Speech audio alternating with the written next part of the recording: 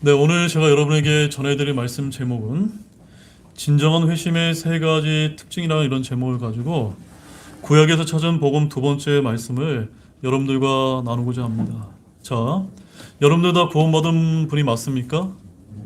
우리가 구원받아서 신앙생활을 하는 가운데 있으면서도 내가 정말로 하나님이 어떠한 분인지 모르고 신앙생활을 하시는 그런 분들이 계시다면 오늘 이 말씀을 통해서 아까 제가 좀 전에 기도를 드렸던 것처럼 이 야곱이라고 하는 사람이 이 분이엘에서 주의 천사로 현현하신 하나님과 씨름함으로 인해서 이 야곱의 일생이 분이엘 이전의 야곱과 분이엘 이후의 야곱으로 딱 이렇게 반으로 나눠지게 되는데 과연 나는 분이엘 이전의 야곱인가 육신적인 야곱인가 아니면 하나님을 인격적으로 체험하고 하나님을 진정으로 만난 분이엘 이후의 이스라엘이라고 불리는 야곱인가를 생각해보는 그런 귀한 말씀의 시간이 되시기를 원합니다. 바로 여기에는 한 사람의 진정한 회심이 있었다는 것을 오늘 이 분이엘의 사건이 보여주기 있기 때문에 오늘 굉장히 중요한 말씀입니다. 이 시간 이 말씀을 통해서 여러분들이 여러분의 그 인생을 한번 돌이켜보는 그런 귀중한 시간이 되시기를 원합니다.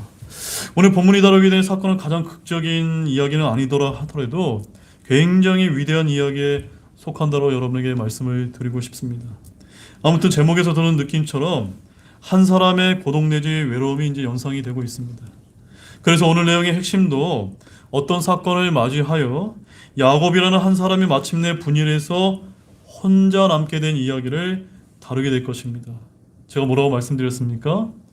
여러 사람이 아니라 어떻게 해요? 혼자 남아있게 된 상황이 바로 오늘 이 분이엘의 사건이라는 것을 여러분 잘 기억하시기를 바랍니다. 자, 먼저 야곱이 왜 이렇게 홀로 이 분이엘에서 남게 된 상황을 우리가 이해하기 위해서 이 상황까지 오게 된 그 배경의 말씀을 잠시 여러분들과 함께 살펴보도록 하겠습니다. 여러분들이 잘 아시다시피 아브라함의 아들이었던 이삭에게는 쌍둥이 형제가 있었습니다. 그 쌍둥이 형제의 이름이 누굽니까? 에서와 야곱이 있었습니다. 에서가 형이고 야곱이 동생이었는데 두 사람은 성격이 매우 달랐습니다. 이 쌍둥이 형제의 문제의 발단은 부모의 편애가 있었음을 성경은 우리에게 알려주고 있는데 성경에 의하면 에서가 장자였기 때문에 아버지의 사랑을 많이 받았고 반대로 야곱은 어머니가 편애하는 둘째 아들이었다라고 창세기 25장 28절에서 우리에게 알려주고 있습니다. 그런데 이 어머니 리브가는 형 에서가 이방 족속인 헷 족속 딸들을 아내로 취한 일들과 또한 야곱이 잘 되기를 몹시 바란 나머지 그가 아버지에게서 장자의 축복을 얻어낼 수 있는 계책을 이제 짜내게 되었습니다. 그래도 동생 야곱은 어머니의 말대로 눈이 얻은 아버지 이삭을 속여서 형의 장자권의 축복을 얻어냈는데 이 일로 인해서 형 에서의 분노와 불만에 가득 차서 동생 야곱을 죽이기로 작정하는 일이 창세기 27장 41절에 이제 기록이 되어 있습니다.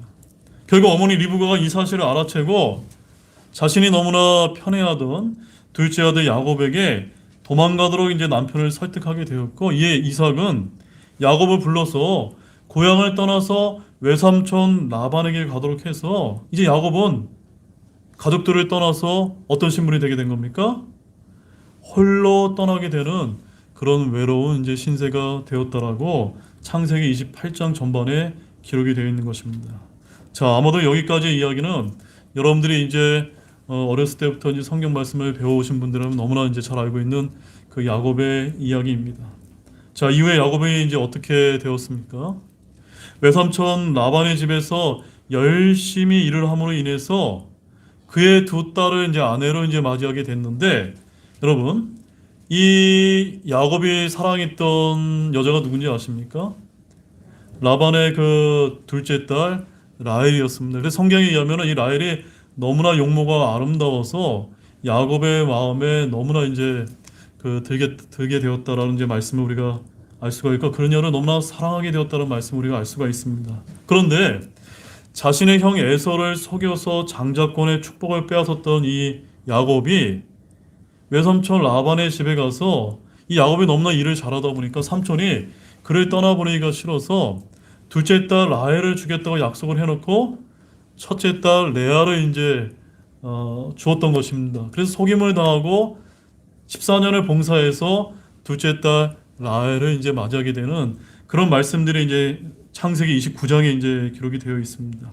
그리고 두 딸의 여종인 비라와 실바도 첩을 얻게 되어서 이 네 명의 여인으로부터 총 11명의 아들과 한 명의 딸인 디나를 이제 두게 되었다라는 말씀이 이제 기록이 되어 있습니다. 자, 이후에 이제 야곱의 재산이 심히 이제 번창하는 일로 인해서 그 외삼촌 라반과 그의 아들들의 시기로 인해서 관계가 이제 틀어지게 되었습니다.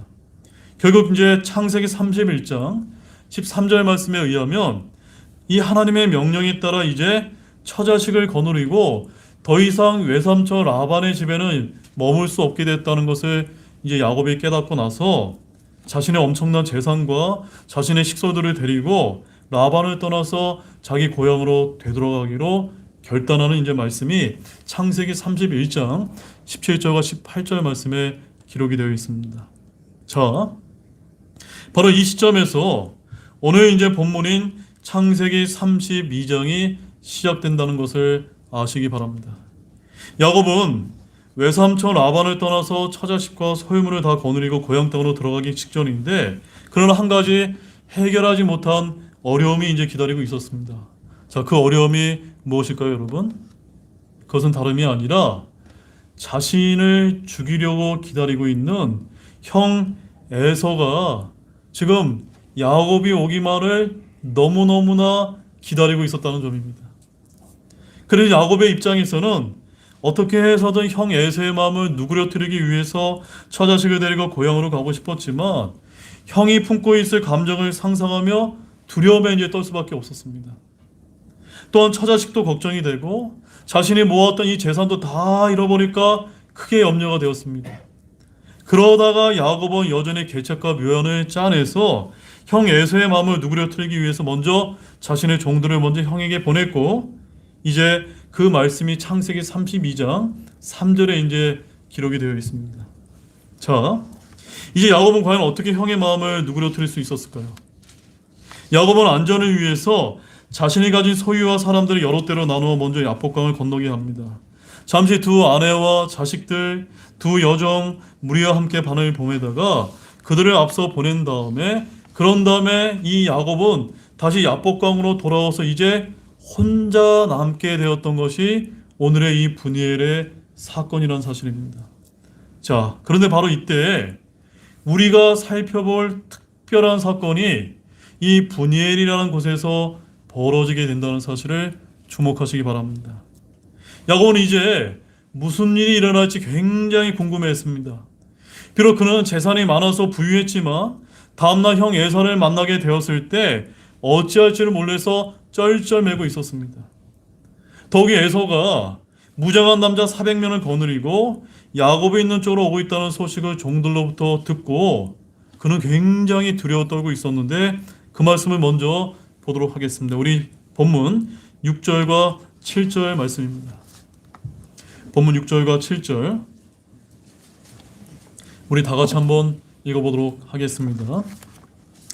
사자들이 야곱에게서 돌아와 이르되 우리가 주인의 형 에서에게 갔는데 그 역시 주인을 만나려고 400명의 남자들과 함께 오고 있나이다 하매 이에 야곱이 심히 두렵고 괴로워서 자기와 함께한 사람들과 양떼와 소떼와 낙타들을 두 떼로 나누고. 여러분, 야곱이 자신과 함께한 사람들과 자신의 모든 재산을 두 떼로 나눈 이유가 무엇 때문입니까? 한데 모아놓으면은 자신의 형이 무장한 400명과 함께 한꺼번에 몰살당할 수 있기 때문에 계책을 짜내서 두 떼로 나눴던 것입니다.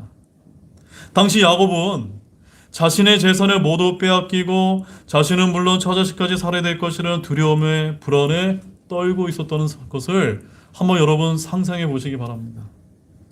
모두 야복강을 건너보내고 야곱만 혼자 남아서 왔다 갔다 안절부절 못하며 불길한 예감으로 가득 차 있었다는 점입니다. 예물을 먼저 보내서 형의 마음을 달리는 묘책까지 썼지만 그의 불안감은 사라집니까? 안 사라집니까? 결코 사라질 수가 없었습니다. 자, 본문 22절에서 24절 말씀도 함께 보겠습니다. 같이 보겠습니다. 그 밤에 그가 일어나 자기 두 아내와 두 여종과 11 아들을 데리고 야복여를 건넜더라. 그가 그들을 데리고 와서 시내 너머로 보내며 자기의 소유도 보내었더라. 야곱이 홀로 남았는데 어떤 남자가 날이 새도록 그와 씨름하다가. 자, 방금 우리가 읽은 이 말씀처럼 모두 강가로 보내고 야곱만 홀로 남았을 때 엄청난 결과를 이끌어간 놀라운 사건이 여기서 벌어지게 된다는 사실입니다. 의심할 여지 없이 이 사건은 야곱의 인생에 있어서 큰 전환점이 되었습니다. 이 순간으로 말미암아 야곱은 진정으로 하나님의 사람이 되었습니다. 그때까지 야곱은 신앙을 이용하는 사람이 지나지 않았습니다. 야곱은 하나님을 믿었고 어려움에 빠지며 하나님께 기도하곤 했었습니다. 그러나 이때까지 그는 신앙을 가지고 이용했을 뿐 그에게 신앙은 형식적인 것으로 자기에게 편리할 때만 괜찮은 그런 것이었습니다. 야곱이 맨 처음 집을 떠나 베델에서 맹세로 서원하며 하나님과 흥정한 사실을 여러분 기억하고 계십니까? 그 말씀 한번 찾아보겠습니다. 창세기 28장 20절과 21절 말씀입니다. 자, 여기서 야곱이 하나님께 뭐라고 이제 맹세하고 서원했는지 한번 그 말씀을 함께 보도록 하겠습니다. 야곱이 맹세로 서원하여 이르되 하나님께서 나와 함께 하셔서 내가 가는 이 길에서 나를 지키시고 먹을 빵과 입을 옷을 내게 주사 내가 평안히 내 아버지 집으로 다시 오게 하시면 주께서 나의 하나님이 되실 것이요. 자, 어떤 면에서 보게 되면은 하나님께 이렇게 기도한 이 야곱이 대단하게 보일 수도 있습니다. 그러나 지금 이 야곱의 기도를 보게 되면은 지금 뭐라고 지금 이야기하고 있는 것입니까? 이 말인즉슨 야곱 입장에서는 하나님께서 자신을 축복하시면 제가 이것을 하겠습니다라고 지금 기도하고 있다는 것뿐이라는 점입니다. 그러나 이랬던 야곱이 이 분이엘 사건 이외에는 모든 것이 이제 달라지기 시작한다는 사실을 기억하시기 바랍니다. 이 사건이 야곱의 파란만장한 인생에서 매우 중요한 전환점이 되었다는 사실을 우리는 의심할 여지가 없습니다. 이때부터 그에게 신앙은 실제가 되고 그는 진정한 하나님의 사람이 되었습니다. 에서를 만나기 전날 밤 이 분이엘의 하나님을 경험한 이후에는 야곱은 이제 그 전과 완전한 다른 사람이 되었던 것입니다. 이처럼 이 분이엘 이야기는 매우 중요합니다. 구약에서 가장 중요한 인물이라고 할 수 있는 이 야곱의 인생사에서 나타난 전환점을 보여주기 때문입니다. 그러나 우리가 이 이야기를 다루는 또 다른 중요한 이유가 있는데, 즉 기독교와 하나님을 진정으로 경험하는 것의 본질을 완벽하게 보여주는 그림이 바로 분이엘의 이야기이기 때문입니다. 어떤 의미에서 이 이야기는 기독교의 복음이 무엇인지, 그것이 한 개인 안에서 하는 일이 무엇인지를 우리에게 생생하게 보여주고 있습니다. 자, 본문 25절 말씀을 다시 한번 제가 한번 읽어드리도록 하겠습니다. 자기가 그를 이기지 못함을 보고는 그의 넓적다리에 우묵한 것이 그와 씨름할 때에 위골되었더라 라는 말씀을 우리가 볼 수가 있습니다. 야곱은 주의 천사를 현하는 하나님과 홀로 남아 씨름을 했고 그의 넓적다리에 우묵한 것이 위골이 되었습니다.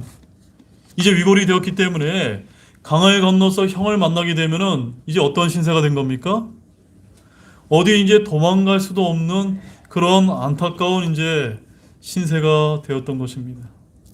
야곱은 위골된 상황에서도 하나님의 축복을 바라며 주의 천사와 씨름하고 결국 그의 생명이 보존되었다고 이제 고백을 하고 있는데 30절과 31절 말씀에 이렇게 이제 또 야곱이 고백을 하고 있습니다. 야곱이 그곳의 이름을 분이엘이라 하였으니 이는 야곱이 이르기를 내가 얼굴을 마주 대하여 하나님을 보았으나 내 생명이 보존되었다 하였기 때문이더라. 야곱이 분이엘을 지날 때에 그의 위로 해가 솟았고 그의 넓적다리로 인해 절뚝거리며 걸었더라. 자, 이 분이엘 사건에서 하나님을 만난 다음에 야곱의 삶이 어떻게 바뀌었습니까? 그의 이름이 바뀌었습니다. 그의 건강했던 육신이 이제는 쩔룩거리면서 평생을 살아갈 수밖에 없는 그런 사람이 되었습니다. 그래서 우리가 외적으로 바라보게 되면 정말 너무나 안타까운 모습으로 살아갈 수밖에 없는 이런 야곱이었지만 그의 영은 어땠을까요? 하나님으로 충만한 사람으로 바뀌어 있다는 사실을 여러분들이 발견하시기 바랍니다. 야곱은 분이엘에서 하나님을 만나 씨름하였고 평생 절룩거리며 건넌 신세가 되었습니다. 자, 이것이 오늘 야곱이 분이엘에서 경험한 이야기입니다. 그럼 지금부터는 야곱이 경험한 이 놀라운 만남이 오늘날 구원받아 회심한 그리스도인들인 우리에게 어떤 의미를 지니는지는 본격적으로 한번 제가 여러분에게 말씀을 드리도록 하겠습니다. 사랑하는 여러분, 이 이야기가 보여주는 대로 저와 여러분들이 하나님을 믿는 것만으로는 충분하지 않다는 것을 아시기 바랍니다. 필요할 때 하나님께 기도하는 것만으로는 충분하지 않습니다. 기독교의 흥미를 갖는 것만으로도 충분하지 않습니다. 중요한 것은 우리가 진짜 회심, 이 중요한 경험을 했느냐입니다. 여러분은 분이엘의 하나님을 만나기 전에 야곱과 같습니까? 아니면 분이엘의 하나님을 만난 후에 야곱과 같은 삶을 살고 계십니까? 이것이 여러분의 삶에 있어서 중요한 문제라는 것을 이 말씀을 통해서 여러분들이 아셨으면 좋겠습니다. 다시 한번 말씀드려서 지금 이 순간 여러분도 야곱처럼 이 중요한 회심을 경험했느냐라는 그런 질문을 제가 여러분에게 드리는 것입니다. 이와 같은 결정적인 중대한 인생의 변화를 여러분들은 여러분의 삶 속에서 경험하신 적이 있습니까? 즉 야곱처럼 하나님을 만난 후로 완전히 달라진 그런 변화를 여러분의 삶 가운데서 체험하신 적이 있습니까?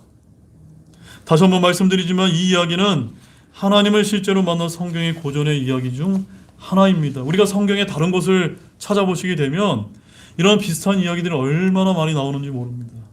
사랑하는 형제자매 여러분, 야곱의 분이엘 사건을 전반적으로 우리가 살펴보게 볼 때 우리가 반드시 물어볼 아주 단순하고 기본적인 질문 한 가지가 있습니다. 그것은 무엇이냐면 나는 그리스도인으로서 진정한 회심을 한 적이 있었는가가 바로 핵심적인 질문이라는 것입니다. 여러분 어떻습니까? 여러분 진정한 회심을 하신 적이 있습니까, 여러분? 아마도 이렇게 말하면 제게 이런 질문을 아마 하시는 분이 있을지 모릅니다. 그럼 목사님, 진정한 회심의 특징이라는 게 도대체 무엇입니까? 라고 이렇게 물으실지 모릅니다. 그가 회심을 했는지 안 했는지 어떻게 우리가 테스트해 볼 수 있습니까? 제 믿음이 진짜인지 가짜인지 우리가 어떻게 알 수 있단 말입니까? 제가 분이엘 사건의 이전의 야곱인지 분이엘 이후의 야곱인지 우리가 어떻게 알 수 있습니까? 라고 이렇게 이제 물어보실지 모릅니다. 자, 그럼 이제부터 제가 이러한 질문에 대해서 하나씩 이 분이엘 사건에서 발견되는 진정한 회심의 세 가지 특징에 대해서 여러분에게 하나씩 말씀드리도록 하겠습니다. 자, 첫 번째 특징은 이와 같습니다. 회심은 늘 강렬한 경험을 수반한다는 것입니다. 뭐라고요, 여러분? 회심은 강렬한 경험을 수반한다는 것입니다. 이 강렬한 경험은요, 다른 경험이 아니라 24절에 있는 말씀처럼 야곱이 홀로 남았는데 라는 이러한 강렬한 경험을 수반한다는 것입니다. 여러분, 야곱이 홀로 남았는데 어떤 느낌이 드십니까? 무엇보다도 이 경험은 항상 저와 여러분을 어떠한 특징을 갖게 한다는 겁니까? 고립되는 특징을 갖게 한다는 점입니다. 우리를 따로 떼어 홀로 있게 만든다는 점입니다. 그렇게 해서 저와 여러분들이 하나님 앞에서 우리가 독립된 개체성을 지닌 인격체임을 깨닫게 해준다는 것입니다. 이것이야말로 이 시대를 살면서 가장 하기 어려운 일이라는 사실에 누구나 동의할 것입니다. 자, 한번 여러분의 이제 삶을 한번 돌이켜 보시면서 여러분 주위를 한번 여러분들이 돌아보시기 바랍니다. 마치 인생의 모든 것이 서로 짜고 우리로 하여금 우리의 개체성과 독립된 정체성을 있게 만들려고 하는 것 같지 않습니까? 일에 파묻혀서, 여러 가지 사업에 파묻혀서, 공부에 파묻혀서, 직업에 파묻혀서 여러분, 자신을 망각하기가 얼마나 쉬운 세상입니까? 가족에 파묻히거나 세상에 휩쓸려서 자신을 잃어버리기 또 얼마나 쉽습니까? 그런데 이 경험을 하기 위한 첫 번째 단계는 항상 나 자신이 한 개인으로서 독립된 정체성을 깨닫느냐에 달려있다는 것입니다. 야곱은 홀로 남았습니다. 어디서요? 분이에서 하나님을 만나기 전에 홀로 남게 되었다는 점입니다. 그런 다음 한 사람 즉 하나님과 단둘이 남게 된 야곱이 하나님과 씨름하기 시작했다는 점을 우리는 주목할 필요가 있다는 점입니다. 자, 본문 24절 말씀 다시 한번 우리 읽어보도록 하겠습니다.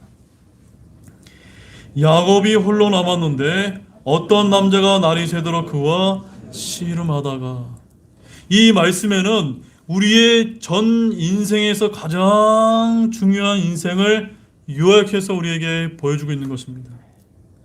하나님께서 우리를 여기까지 끌고 오시는 데는 참으로 여러 가지 환경과 방법을 동원해서 이러한 동일한 상황으로 우리를 이끌어 오신다는 점입니다. 그 중에서도 오늘 본문에서 보는 방법은 아마도 가장 극적인 방법에 속할 것입니다. 야곱은 문자 그대로 자신의 처자식은 물론 모든 소유물에서 분리되어서 혼자가 되어만 했습니다. 야곱의 위험은 자기 자신을 이 소유물과 동일시하는 데 있었다는 점입니다. 하나님은 그것들에서 누구를 떼어놓으신 것입니까? 야곱을 홀로 떼어놓게 만드신 것입니다. 하나님께서는 여러 가지 방법을 동원해서 분리 작업을 하시는데 때로는 질병이라는 수단으로 이런 일을 하시기도 합니다. 자, 여기에 어떤 한 사람이 있다라고 한번 생각해 보시기 바랍니다. 그는 자기 사업이나 재산에 관심이 많으며 가족에게 둘러싸여서 아주 행복하고 단란하게 살아갑니다. 그는 이런 것들을 위해서 열심히 삽니다. 잠시 멈춰서서 나는 누구인가? 이 삶이 다 지나가고 나면 내게 어떤 일이 생길까라는 질문을 생각할 여유조차 없이 너무나 바쁘게 살아가고 있습니다. 온통 다른 것에 관심이 쏠려서 자기 자신을 잊고 만다는 점입니다. 그러다가 갑자기 병에 들기도 합니다. 하나님께서 그가 하던 사업에서 그를 분리시키시는 것입니다. 그의 소유물과 관심사에서 그를 떼어놓으시는 것입니다. 어쩌면 가족과 떨어져 병원에 입원하게 될지도 모릅니다. 그때 그는 병원 침대에서 누워서 나 자신은 결국 한 개인에 지나지 않는다는 사실, 즉 절대적으로 혼자라는 사실을 깨닫기 시작한다는 점입니다. 많은 사람들이 병원 침대 위에서 이런 경험을 하게 되는데 이것은 다만 하나님께서 이런 경험을 하게 하시는 많은 방법들 중에 하나일 뿐입니다.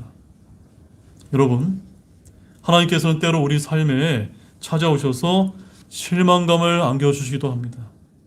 여러분의 돈을 앗아가고 사업을 망하게 하실 수도 있습니다. 아니면 친구와의 우정에 금이 가거나 그보다 깊은 애정관계에 실망하여 여러분을 고립시킬지도 모릅니다. 한 그리스도인의 실제적인 삶에 관한 이야기들과 간증들을 한번 들어보시기 바랍니다. 그러면 하나님께서 바로 그와 같은 방식으로 그들 각자에게 말씀하기 시작했음을 발견하기 시작할 것입니다.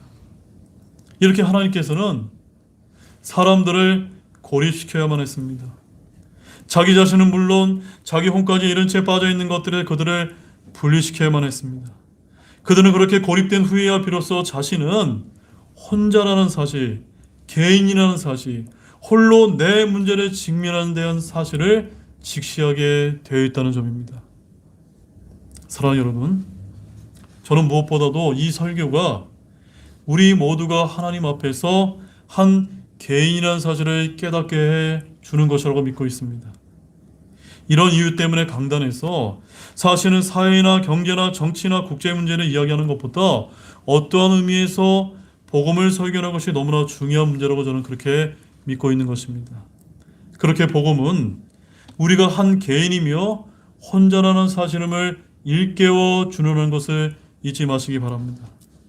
이렇게 많은 사람과 세상에서 함께 살고 있지만 우리가 각자 따로 살고 있다는 것, 이런 사실을 상기시켜주는 것이 바로 복음의 첫 번째 메시지인 것입니다. 우리는 이 세상에서 혼자 태어납니다. 죽을 때도 모두 혼자입니다. 무리를 지어 죽지 않습니다. 사망은 아주 개인적인 것입니다. 자, 로마서 14장 12절 말씀을 함께 보시도록 하겠습니다. 로마서 14장 12절 말씀을 함께 한번 찾아서 우리 한번 읽어보도록 하겠습니다. 자, 다 찾으신 줄 알고 우리 함께 읽어보겠습니다.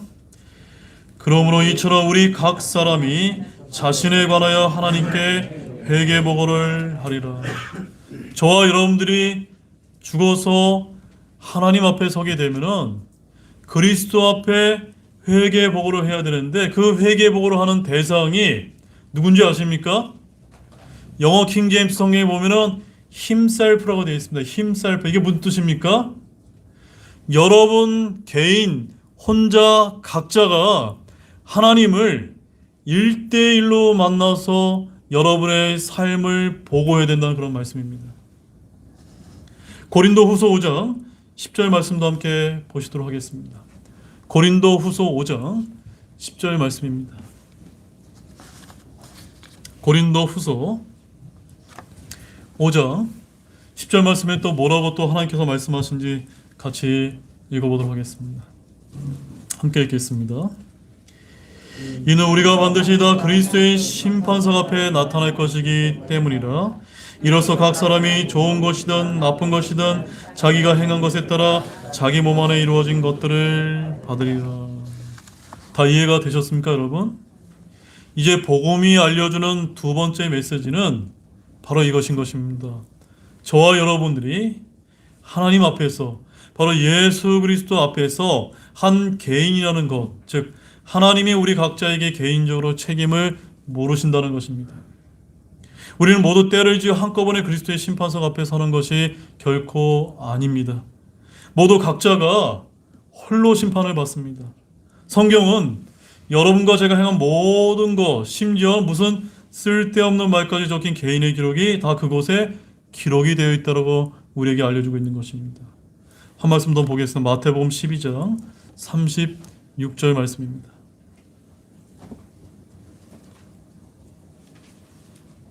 마태복음 12장 36절 말씀을 보시기 바랍니다.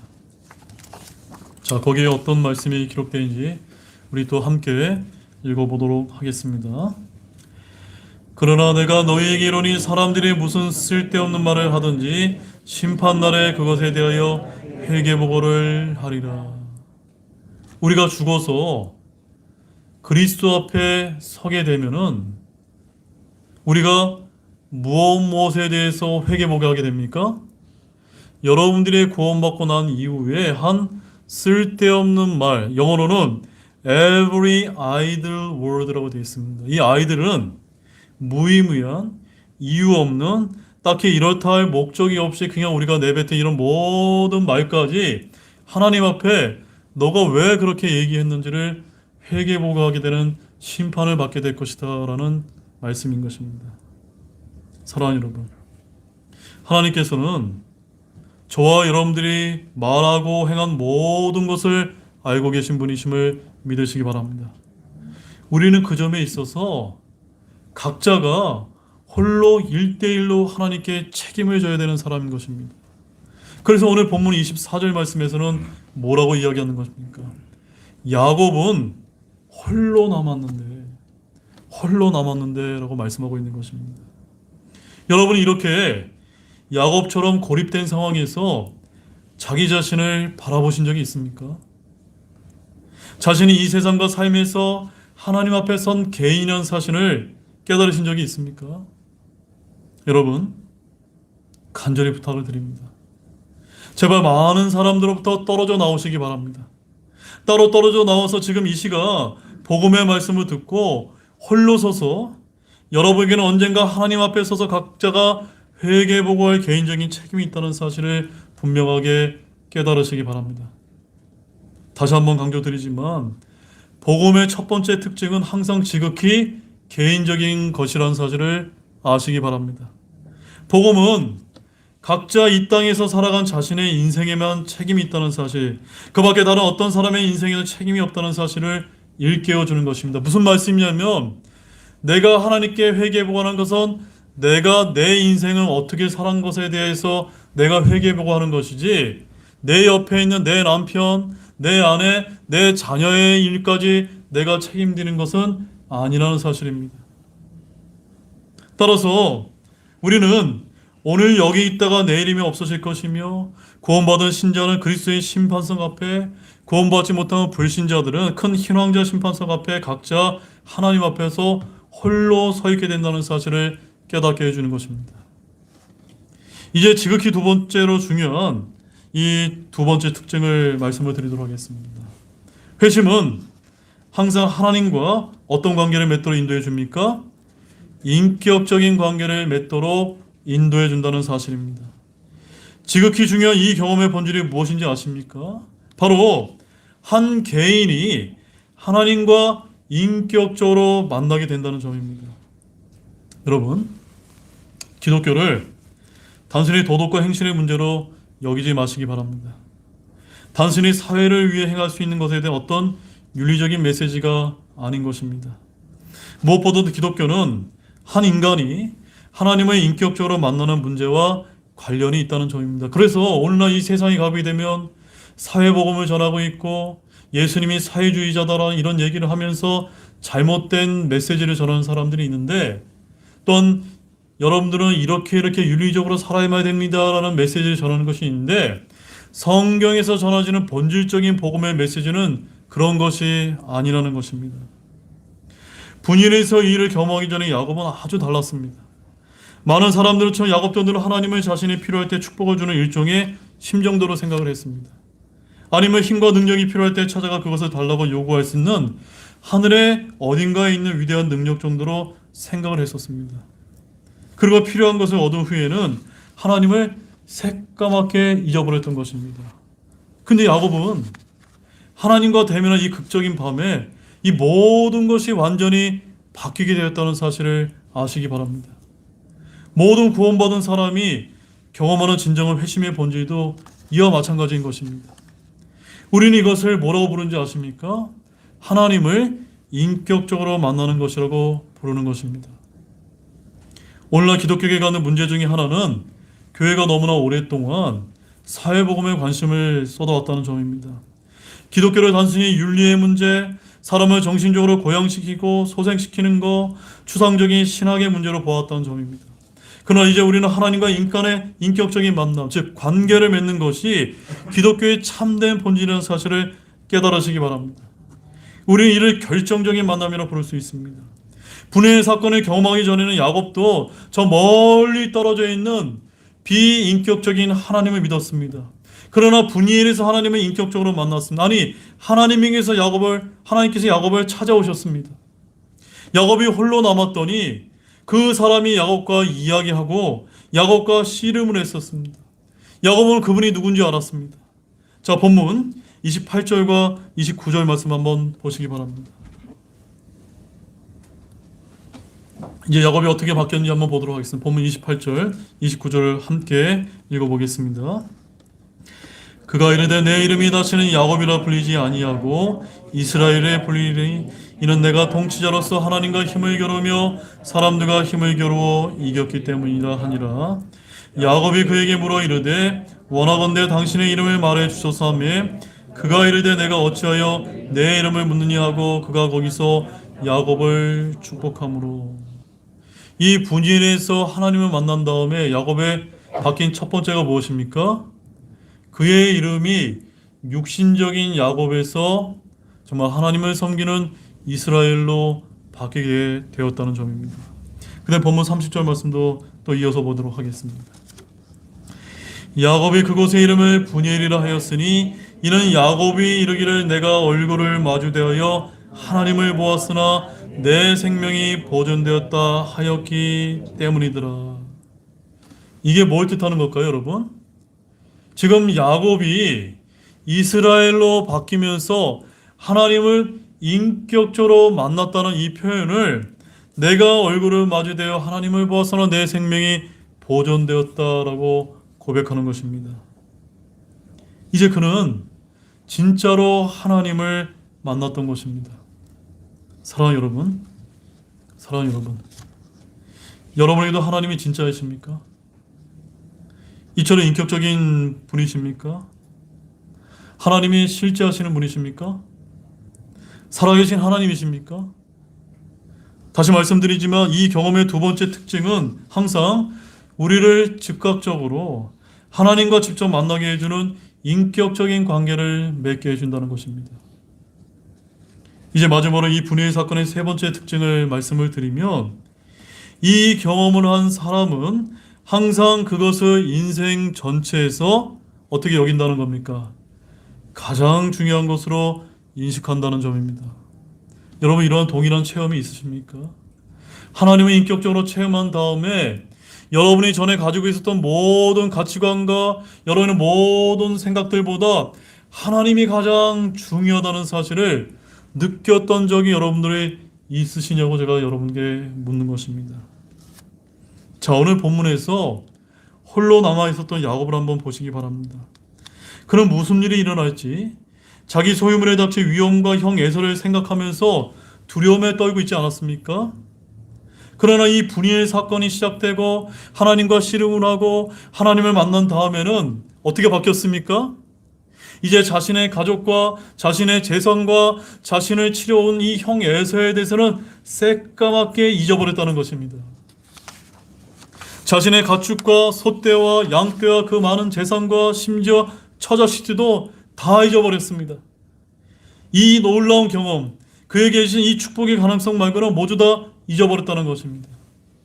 바로 이것이야말로 우리 그리스도인들의 본질적인 경험, 즉 회심을 경험한 사람들에게 늘 나타나는 현상이 아닙니까?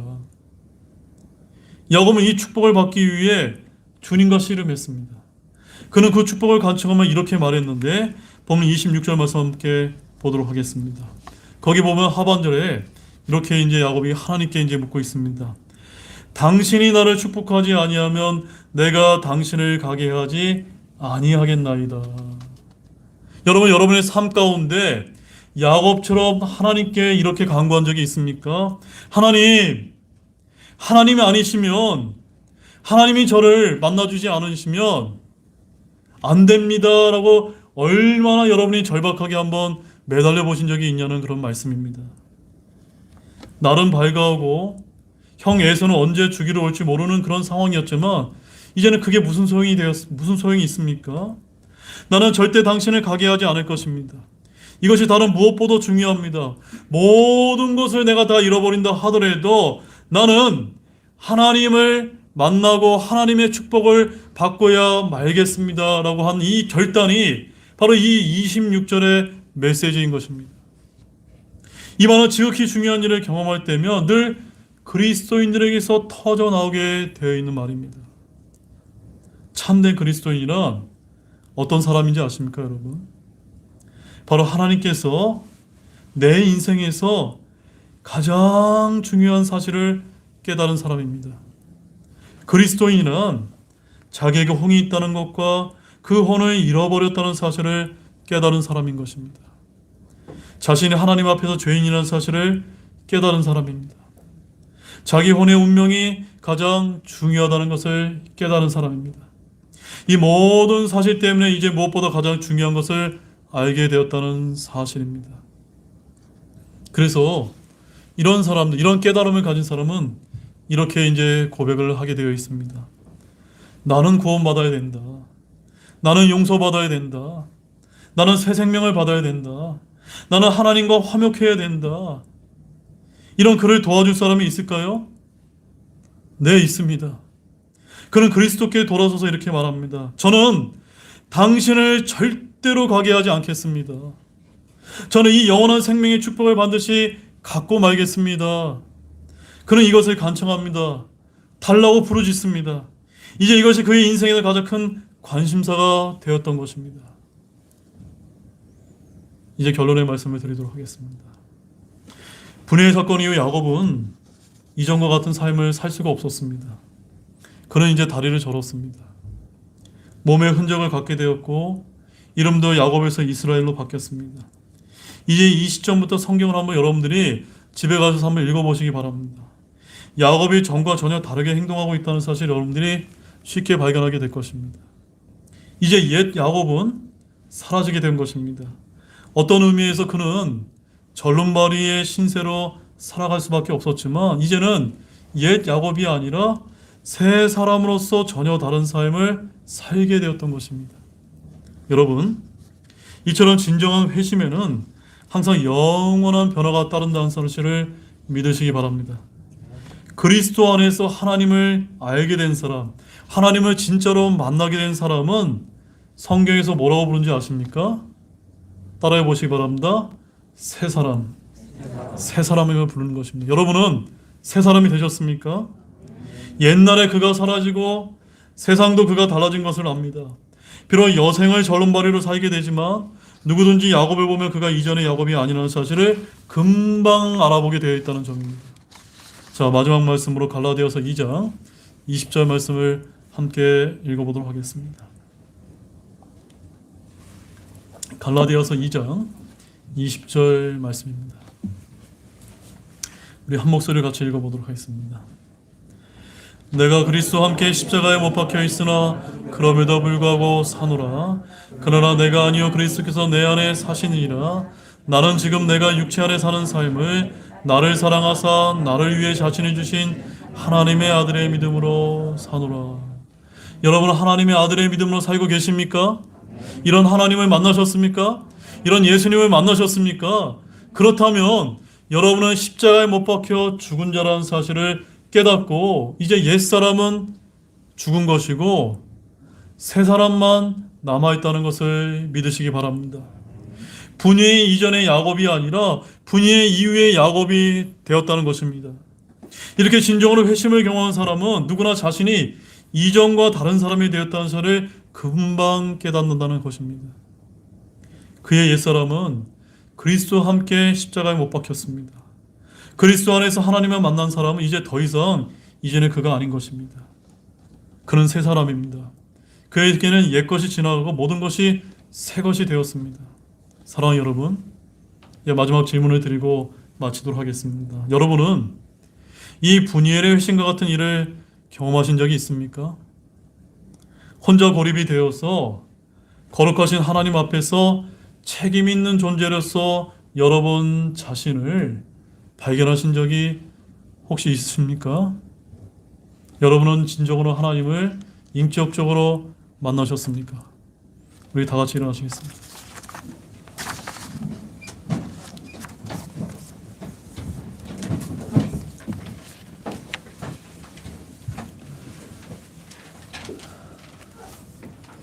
잠시 우리 기도하는 시간을 갖도록 하겠습니다. 오늘 이 야곱의 이 분이엘 사건을 통해서 진정한 회심의 세 가지 특징에 대해서 저희들이 살펴보았습니다. 이 분이엘의 사건은 누구나 태어나서 하나님을 만나게 됐을 때 경험하게 되는 그 사건의 본질을 우리에게 아주 핵심적으로 보여주는 그런 사건이 아닐 수가 없었던 것 같습니다. 여러분도 이 야곱처럼 예전에 육신적으로 누군가를 속이고 정말 나에게 내 가족이 중요하고 내 재산이 중요하고 나의 일이 중요하게 여겼던 이런 사람이 있었다면 이제 분이엘의 하나님을 만난 다음에 정말로 옛사람은 버리고 십자가에 못 박고 정말 그리스도와 연합되어서 새 사람으로 살겠노라고 결단하며 진정으로 회심한 적이 있는지 우리 이 순간 한번 곰곰이 생각해 보면서 주님, 저도 주님을 만나게 도와주십시오. 이제는 결단해서 하나님이 원하시는 삶을 살겠노라라고 하는 그런 기도의 시간이 되시길 바랍니다. 잠시 기도하시도록 하겠습니다.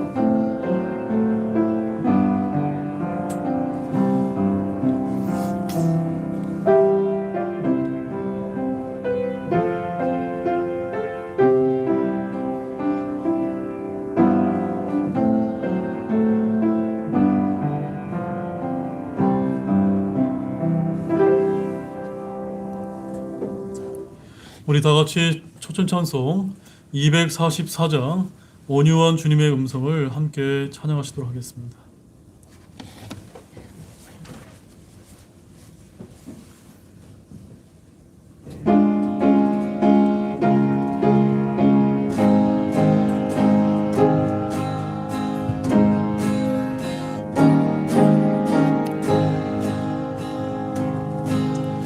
온유한 주님의 음성 내 귀에 속삭이네.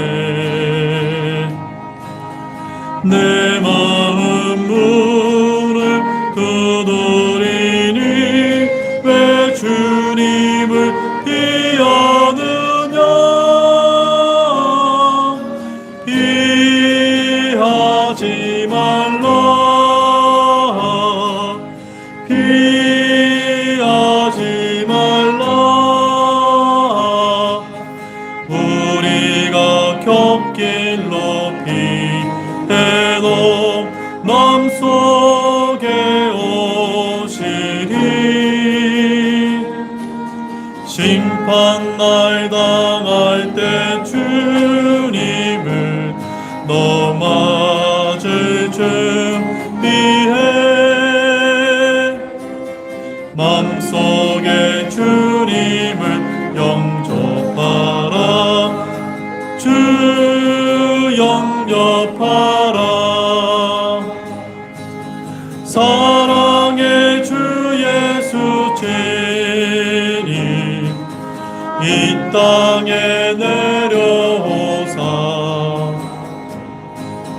문 밖에 서서 기다리니 참 놀라운 사랑이라. 피하지 말라. 피하지 말라. 우리가 곁길 높이 해도 맘속에 오시리. 심판날 당할 때 주님을 너 맞을 준비해. 맘속에 주님을 영접하라. 주 영접하라. 우리 4절 부르겠습니다. 주님의 은혜를 받고 예수님 영접하라. 마음 문 활짝 열어놓고 너 주님을 영접하라. 피하지 말라. 피하지 말라. 우리가 곁길 높이 해도 맘속에 오시리. 심판날 당할 때 주님을 너 맞을 준비해. 맘속에 주님을 영접하라. 주 영접하라. 기도하고 오늘 주일 예배를 마치도록 하겠습니다. 하나님 아버지, 정말로 오늘 귀한 말씀을 저희들에게 들려주심에 너무나 감사를 드립니다. 오늘 이 창세기 32장에 이 야곱의 이 분이엘의 사건에 있는 말씀을 통해서 오늘 구원받은 우리들의 모습을 한번 돌이켜볼 수 있는 귀한 시간을 갖게 하신 것 너무나 감사를 드립니다. 주님, 복음의 메시지는 항상 하나님과 내가 개인적인 혼자라는 것을 깨닫게 해주는 것이라는 것을 오늘 이 말씀을 통해서 저희들이 배웠습니다. 또한 하나님 앞에서, 그리스도의 심판석 앞에서 우리가 무슨 쓸데없는 말이라도 회개보고할 자임을 깨닫는 것이 바로 복음의 메시지라는 사실을 우리가 알았습니다. 우리가 이것을 알았다면 분이엘의 이 야곱처럼 하나님과 씨름하면서 하나님을 보내지 않겠다는 이런 결단으로 이제 옛사람 야곱을 죽이고 새사람 야곱의 삶을 살겠노라고 하는 그런 결단의 삶을 우리가 살아야 되지는 않겠는가라는 이런 귀한 메시지를 저희들이 오늘 배우게 되었습니다. 주님, 여전히 우리가 세상 가운데서 너무나 분주하게 살아가면서 나 자신이 하나님 앞에 홀로 선다는 사실을 잊고 살아가는 그런 분이 계시다면 오늘 이 순간 나도 언젠가는 죽어서 하나님 앞에 선다는 것 사실을 깨닫고 이 순간 예수님을 나의 구원자로 믿고 예수님의 그 보혈의 피가 내 모든 죄를 용서하셨다는 사실을 믿고 구원받는 역사가 일어나게 도와주시기를 원합니다. 이런 믿음 가운데 정말 모든 것을 잃어버리고 오직 주님만을 소중하게 여기는 삶을 살긴 나로로 결단한 우리 사랑하는 모든 등대교회 형제자매이 될 수 있도록 인도해 주시고 축복해 주시기 원합니다. 정말로 감사드리며 이 모든 말씀을 우리를 구원해 주신 예수님의 이름으로 간절히 기도를 드렸습니다. 아멘.